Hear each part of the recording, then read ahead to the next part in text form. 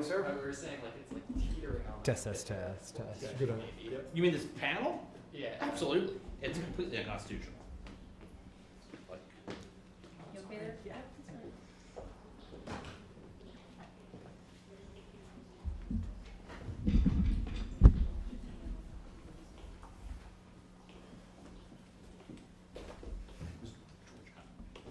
Yeah.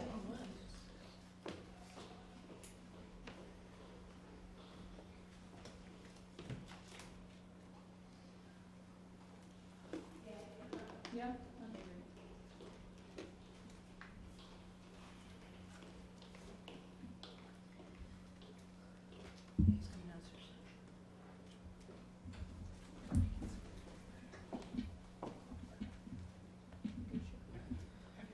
great. Spread out. all right. Was Yeah, he was going down. he's this way coming? right there.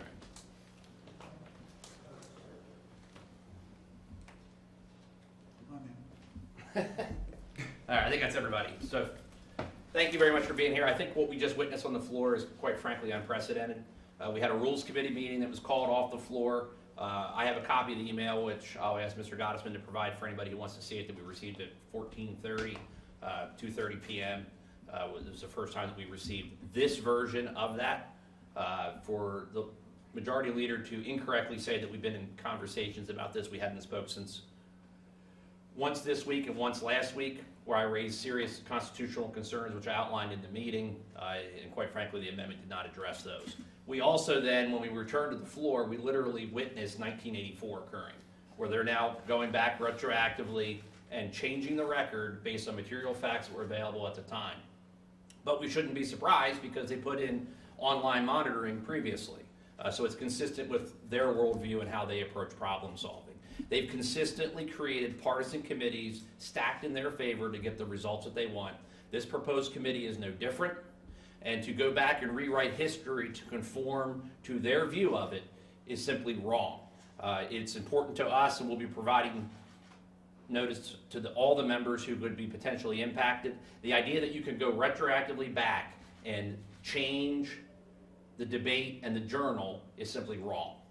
I think that I've never seen it in my entire time here, and I think that what the leader is doing both with this tribunal, which is held in secret, as well as secretly rewriting the journal retrospectively weeks after things occur, is not the way that the Commonwealth should be run, and once again demonstrates why they should not be in charge.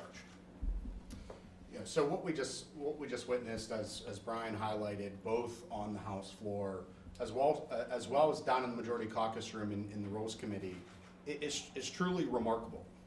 You know, one of the things I hear quite a bit these days in political campaigns and what have you throughout the Commonwealth, in the country for that matter, is that our democracy is at stake. Let that sink in. Our democracy is at stake. Obviously a clear narrative across the country currently. But the majority just passed out of the Rules Committee the ability to suspend without pay a duly elected representative of the People's House under the sole recommendation of the leader of the party and a simple majority vote of 5 members. So we now have power rested in the czar and the oligarchs that surround him. There is nothing democratic about what we just did. It is an insult to this institution, and it is an insult to our Constitution of this great Commonwealth. I think another point to raise is the reason that the editorial notes were going to be provided on the journal was because he indicated that they were inflammatory or potentially slanderous. I would simply ask this question, it'd be a great one for you to go ask the majority leader this. What about the hundreds of thousands of dollars that they spent against this member in a campaign to replace him going forward in an attempt to maintain their majority? Are all of their campaign accusations and commercials run with the same information that was covered in this debate, are they also slanderous? Any questions? You mentioned during the meeting that this would be a secret committee, but and you referred that the ethics committee should handle it. But correct me if I'm wrong. The ethics committee also functions in secret.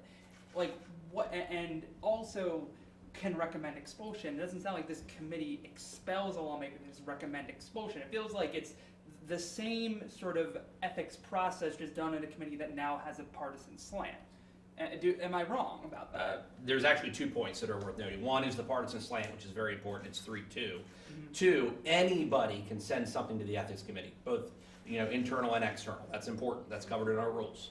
And then lastly, and I think equally important, it is not controlled by the very leader who makes that determination to begin with. That is why this is wrong. So is there confidential information that should remain secret? Yes. That is protected in the ethics process. That is why, once again, this is political theater. There's no need to create a new committee going forward. And yet, rather than address the problem, and I think it's important that Whip O'Neill and I privately met prior to session that day and made a simple request. Just put the gentleman on leave while this is being resolved. This is all a direct outflow of their failure to put him on leave. It was a simple request that had a simple solution. So now we've run secret committees, we've had reports, we've had revisionist history, all in an attempt to buttress their position that is, quite frankly, I think it's indefensible. Well, in addition to that, the difference between this committee in particular is you have spelled out in the document is the ability to subpoena medical records, the ability to suspend without pay, the idea that we're vesting the power in so few people to take unprecedented steps against members of their own party. Think about that. Like, my job is to go out and get votes. And sometimes I have to convince people and tell them things that they don't want to hear when I'm trying to do that. Now, layer on top of that the idea that I could recommend that the leader recommends you for incapacity. The resolution in no way defines what that means. It's determined by the 5 members of the committee, which, oh, by the way, are all on the leadership team. It's a remarkable step that is wholly undemocratic. It is wholly against the foundation of what this institution stands for. And it's a gross overstep when we already have a process to deal with this. As I made the comments in committee, this isn't a new problem.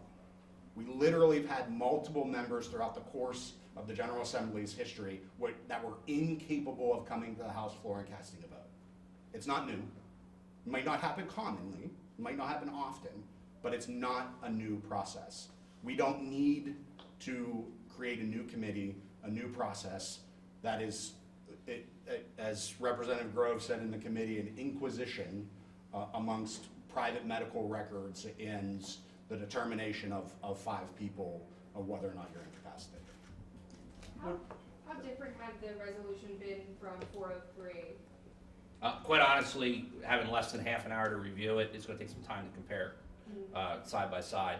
There were direct references to the subpoena of medical records in 403. I believe that is publicly available, so you can pull it up. This one, we were going to ask, but then we were not given the opportunity to be recognized if this was publicly available prior to the meeting. I don't know that it was, which I think just really shines a light on the process in terms of how they intend to go forward. I don't know if you guys were given copies of it or not, but we can certainly run them off. But in terms of actual differences, they removed the direct references to medical records and being forced to submit yourself to a medical exam. They did remove both of those, but I saw serious questions about their references to subpoenaing records, which is very generic, but could include medical. Would House Republicans support expulsion of Kevin Boyle? I think you'd have to look at all the evidence, because I think the one thing that we do know for certain is this situation has become very politicized in terms of their approach. They actively ran a candidate against the gentleman. We've consistently said we wish that he would seek treatment and get the necessary help that he needs. But the question of capacity is one left up to medical doctors, not legislators, and specifically, to Whip O'Neill's point, the elected leaders. I don't think that's appropriate. If there's legitimately a question about his capacity, he should be placed on leave. But we all saw how many bills barely passed today with 102 votes. That is the real reason that we're going through all of these machinations to delay the consideration of the issue of simply putting him on leave.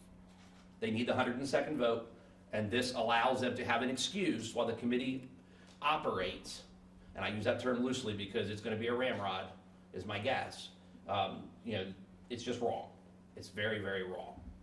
There's a reason this didn't exist in any of the versions of the rules that we ran previously, because when it comes to removing somebody from this chamber, there's a constitutional right for the member to come to the well of the House and defend themselves.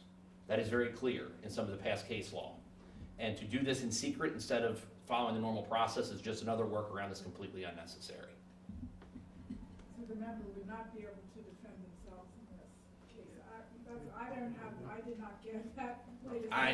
I didn't see where there would be a provision for anything other than leadership judgment. And it's not public at all until the report would potentially come out. And then you've got another tension with the creation of the secret committee. If the recommendation is expulsion, you're right back into the situation that they're claiming that they want to avoid, which is this public discussion of private information. How are you going to issue a report to convince 2/3 of the members to expel somebody if you can't discuss the nature of it there, which is why the member has to be publicly available to come and defend themselves. It has happened before. It could happen again in the future, but that process is very clear. The case law around it's very clear. We do not need an unnecessary rule change to artificially extend the Democrats' majority as we head to the budget, which is what this is really about. Thank you. Jan, I do, so the member that's referred to the committee is permitted to participate in the committee with legal counsel. But I don't see any provision where a minority report or even their own statement could be included in that report, which will be adopted solely by a partisan vote, which is controlled by this case, 3 Democrats, 2 Republicans. And then they would make the recommendation to the full body, is that how it works? Correct. That's how it's currently set up. But, and quite honestly, the overtures of the majority leaders saying that, you know, this is a work in progress, we'll go forward. I'll simply point to all the amendments that were tabled, all the questions that were not answered when we asked to interrogate, all the amendments that were ruled to not be germane, ruled unconstitutional, or any other workaround that they used to avoid debate. And Chairman, Leader Bradford accused us of political theater in the Rules Committee meeting. He said we were performing political theater. Yeah. This is what's going on here. We go through the Rules Committee, get ramrodded down a bill we see for 20 minutes, go rush up to the floor for political theater, where they're gonna use revisionist history of what happened on April 17th, accuse us of being incendiary, inflammatory, when we were just stating facts at that time. They're trying to change the story that we are somehow attacking the representative, and that was not the case. That's their political theater. Yeah, I think in a lot of ways, this bill has serious constitutional concerns. It has concerns with HIPAA, which is the health information and the privacy protections afforded there, has serious accommodation issues with the ADA as well. I, for one, as an appointee, I do not plan to participate in this circus that I think is truly political theater, and I will not support it going forward. I'm really not happy on the other appointee. I think it's fair to say that it's just a sham from start to finish, and it's a shame. It's political theater. It is political theater. They need that one vote for their humble majority. They do. Thank you.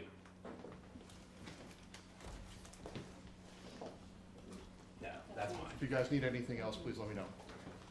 Jason, I'll send you that email. Yep. I think they swapped it. You wanna give me the card?